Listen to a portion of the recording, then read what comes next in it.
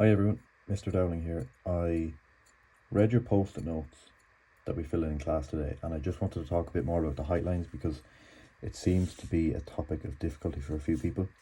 So I just want to talk through kind of roughly what it means. So imagine that this page is your picture plane, and I kind of traced out this candle. So this is the true height of the candle. You can see, here to here is your true height. That's the same here. But if we were to raise this candle off the picture plane and the spectator stays the same, the spectator is the camera eye. If it's raised off the picture plane and I'm to still project through, there's a point, and again project through, there's another point. Okay, so roughly, let's say this is our new height. And the same if I'm to project from the spectator down, there's another point, and say there's another point. We can see that it drastically changes the height of the object. So that's the reason why we need to always join a point of the object to the picture plane. We can kind of say that picture plane is ground. So in this question, I've seen when I walked around, a few people didn't connect it. So what I'm going to do is start this from scratch so that everyone can follow it, and we'll just have a better idea going into tomorrow of what we're going to do. So from the start, we need to first connect our spectator, which is your own eye, to the leftmost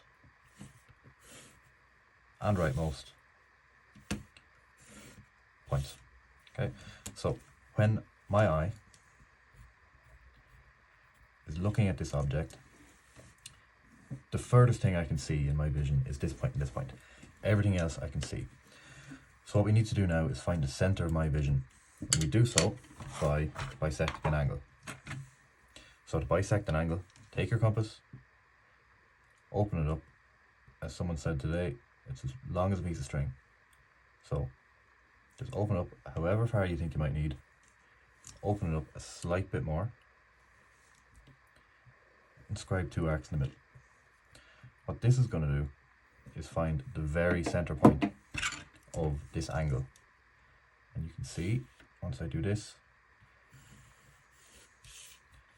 these are the exact same angle.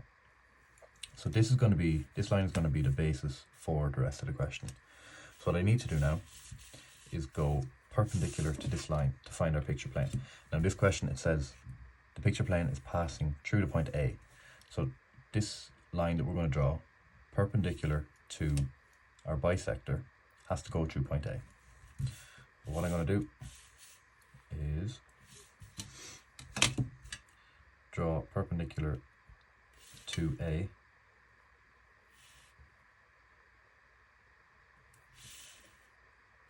Draw perpendicular to this line through A. And this is the same for every question you're going to do. So first, picture plane.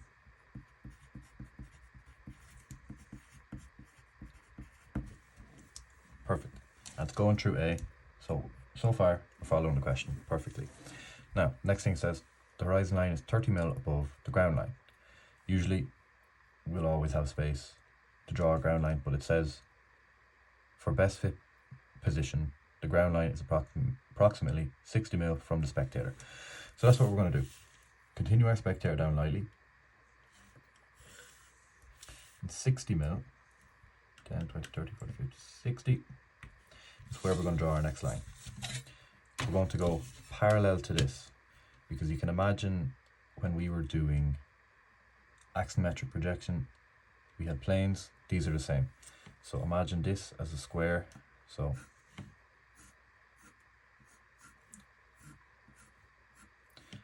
say, just for example, picture plane, again, example, horizon line, and this is going to be ground line, just for example. So we need to draw separate. So picture plane is up here, and then horizon line and ground line. So we know that I'm going to draw in now ground line, 60 mil from the spectator,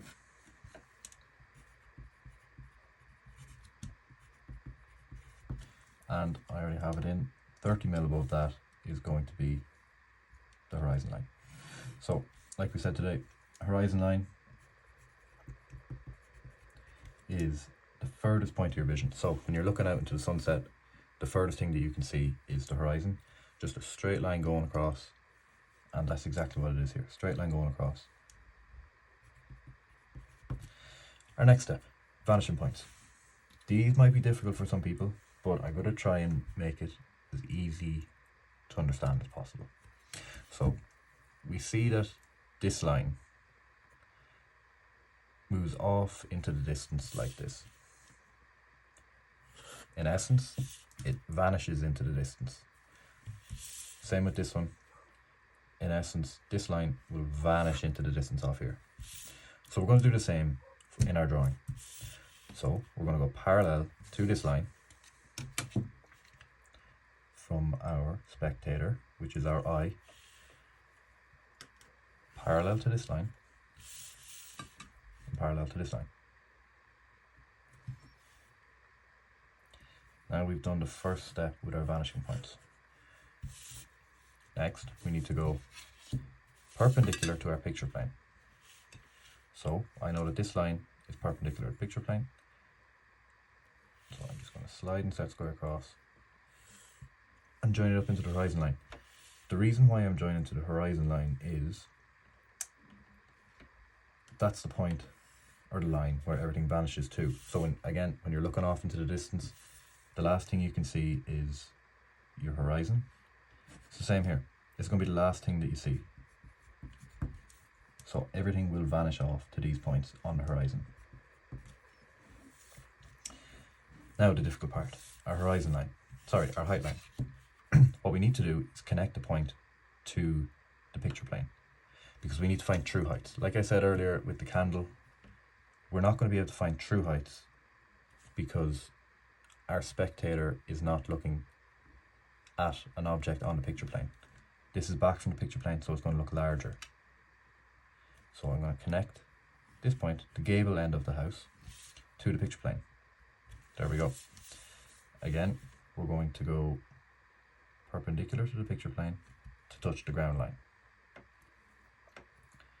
Now what this is going to do is give us our very bottom point right here. Now this point is going to be important in the sense that all of our heights are going to be taken from this. So as we talked about today, height 1, height 2, 3 and 4 are all going to be projected on this. So that's what I'm going to do. Height 1,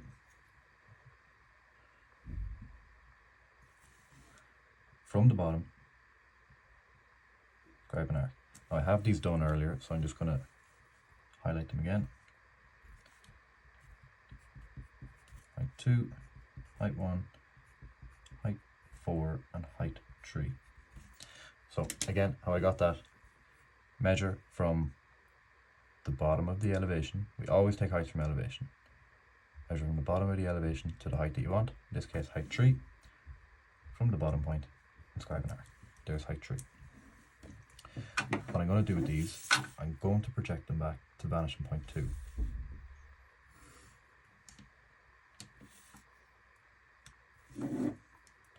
Now, some questions might be difficult to visualize. I've seen that in the sticky notes as well. It will be hard to visualize some questions, I understand, but it's something that comes with practice.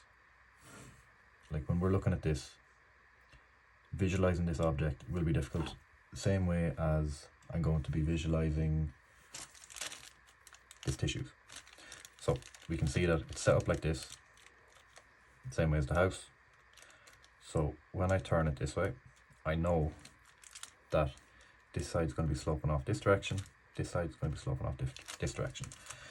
So the same things here. This line will be connected to vanishing point 1, whereas this point to vanishing point 2. Our next step is to connect all of our points to S, the spectator. We have this one done. We need to do this one. Some people didn't do this today. The only reason we're bringing this down is to find our height line. Other than that, everything's the same as what we've done. So I'm going to start with what I call the big house. So I have 1, 2, 3, 4, and while I'm at it, I'm going to do the roof. Okay, where these lines cross our picture plane, so 1, 2, 3, 4, 5, and 6, we're going to bring these down perpendicular at 90 degrees to the picture plane, or to the ground line. Any of these lines, we're just going to go perpendicular to it. We're going to bring them down, all of them down nice and lightly.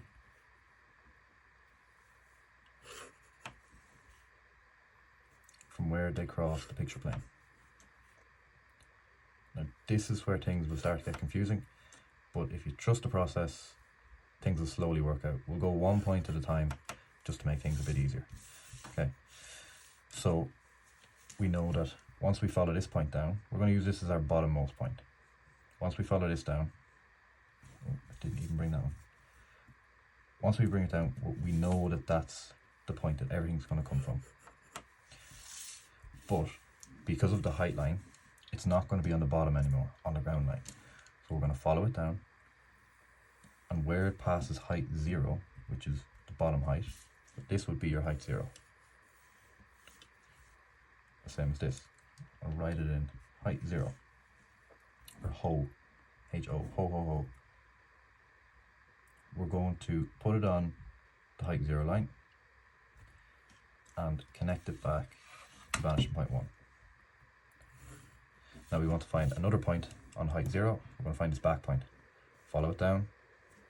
Where across the picture plane, we're going perpendicular again. There's a second point. What I can do now is heavy this in. Now, I'm going to try and find the rest of this square. So I'm going to use height 1, follow down to height 1, and I'm going to go straight up. So follow it up to where this line crosses height 1. There. And same with this one. Where this point crosses height 1, it's this point. So I can finish off this square now.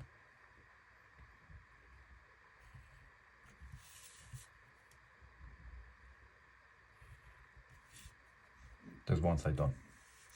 What I want to do now, because this is going to obstruct the front of the shape, I'm going to start with the roof. So we know the roof is at height 2. So we're going to be looking at this height 2 line. Follow this line down, where across the picture plane, go straight down. There's another point. Find it on the back, follow it down to picture plane, and straight down. Perfect.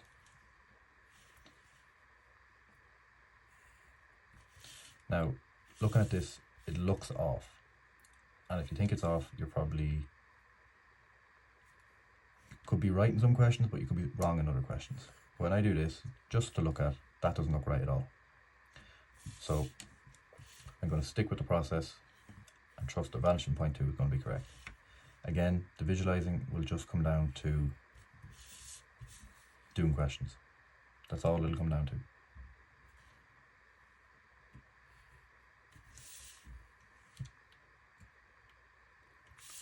Again, it does look a bit off, but we're just going to trust the process and go with it. So our next point that we're going to do, we're going to try and lightly fill in the rest of the front. So follow this point down. There's one point.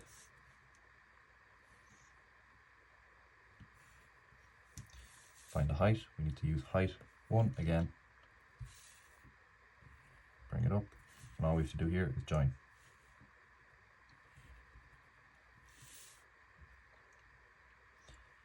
Now, we want to do the doghouse. So we need 1, 2, 3, and 4 points. We already have this one, and this one's the same. So the back point is going to be here, but we're not going to see it. That's why we're not going to heavy this in. Our next thing to do is join the rest of these points to S. You could do this at the start and bring all your points down, but you will probably confuse yourself. So now we have 1, 2, 3, and 4. Now slide and set squares again. We're going to go perpendicular to the ground line from where these cross the picture plane. 2, 3, and 4.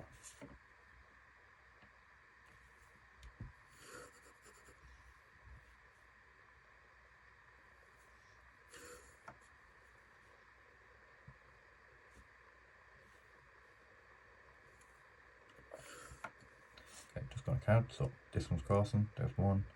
This one crosses, there's 2. This line crosses at 3 and 4. Okay. So what I'm going to do is find this front point on the big house. Bring it down, follow it down. If it makes it easier, use your sliding set squares again.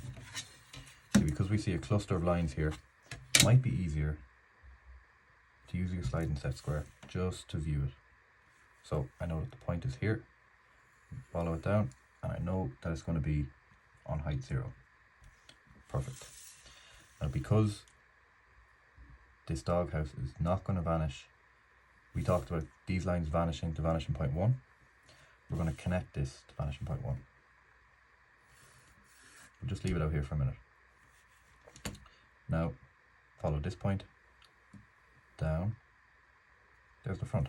We know that this is going to be a solid line, so we can heavy this in, and we can heavy this in. Perfect.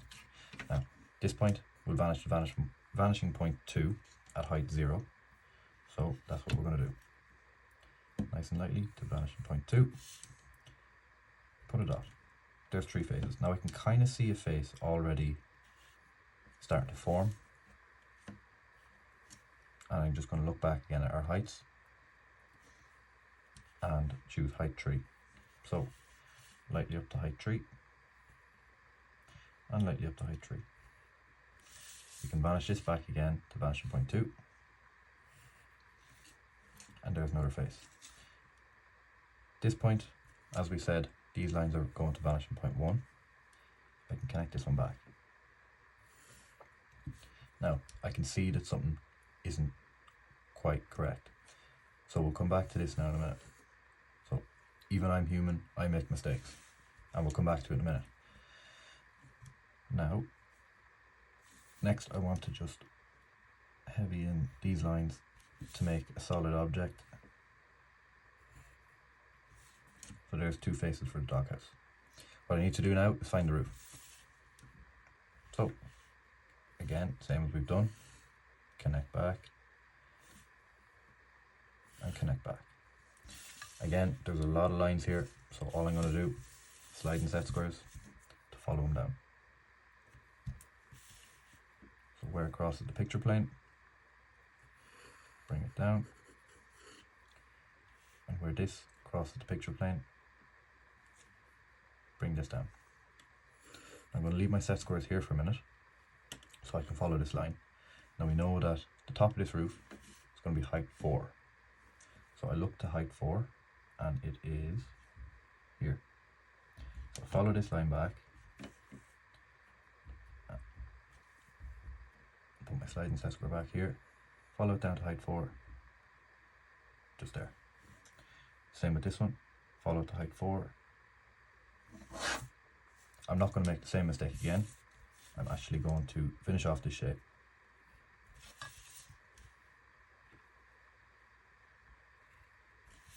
And the mistake that I made earlier with this, I'm just going to connect this back to vanishing point 1. Now, we know that this height is going to be somewhere along this line at height 4. So what we can do, just connect it from here to this point.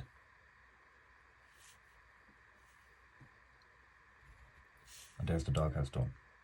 So I'm going to go back now and correct the mistake that I made earlier on. What we should have done here is exactly what I've been talking about. These lines vanishing back to vanishing point 1. Because they're going this way, we're going to project this way. So instead of following the height line, I'm just going to bring this back to vanishing point 1.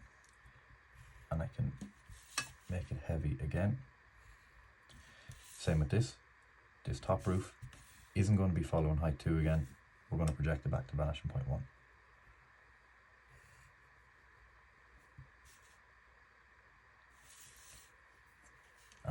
the back pitch. So it's where the top of the roof crosses this point. Follow it down. It's going to be just here. So I can finally heavy in the rest of my question.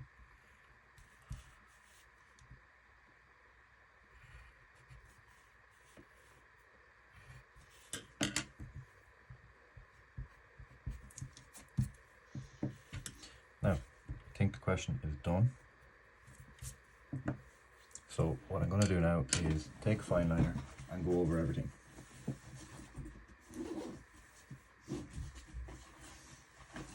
Or better yet, when your lines are dark, you won't be able to see a fine liner over them. So instead, I'm going to take my lovely colours and just colour in the faces. Just going to do it lightly. I'm not going to waste your time, just so we can see the different faces.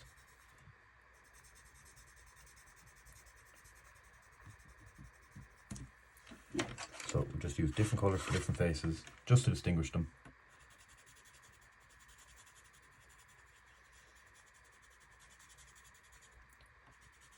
Same for these two faces.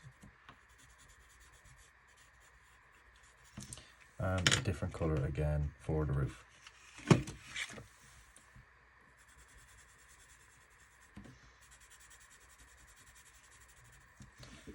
Now, that's the question done. If you can have a look over this before our class tomorrow. I know it's a long video, it's a lot longer than any of my other ones, but this is a lot more of an in-depth section of the topic. There was a few mistakes that I made, so bear with me, but I can understand the confusion that you're having. It'll take time to understand the topic properly, but you will get it. If I could get it, you can definitely get it. So bear with me, we're going to keep going through this and things will only get easier. Alright, take care.